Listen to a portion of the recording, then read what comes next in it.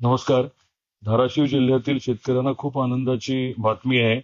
खरीप 2025चा पीक विमा जो आपल्या राज्य कमिटीने मंजूर केला होता, त्याच्या विरोधामध्ये पीक विमा कंपनी केंद्रातल्या TSE कडे गेली होती आणि केंद्रातली जी कमिटी सल्लागार कमिटी आहे, म्हणजे ते केंद्रातली तांत्रिक सल्लागार समिती जी आहे, त्यांनी देखील आपल्या राज्यातल्या कमिटीचा जो काही निर्णय होता तो कायम ठेवलाय आणि शेतकऱ्यांना 7 दिवसाच्या आत पीक विमा अदा करण्याच्या बाबतीत सक्त असे निर्देश दिलेले आहेत.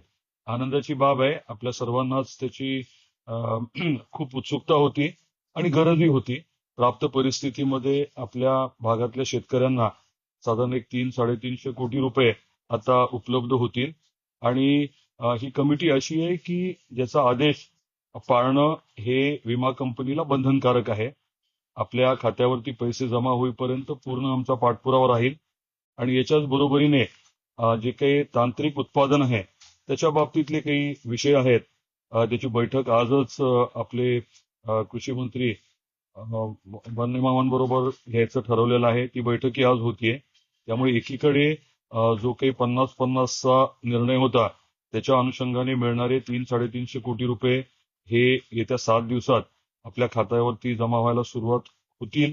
ही खूप महत्वाची बाब आहे.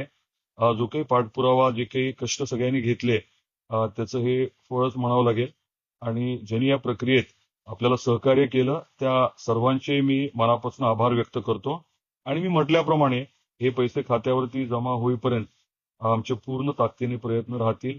लवकरात लवकर कसं मिळेल यासाठी आमचे प्रयत्न राहतील आणि आपलं देखील या विषयात सहकार्य राहू द्या.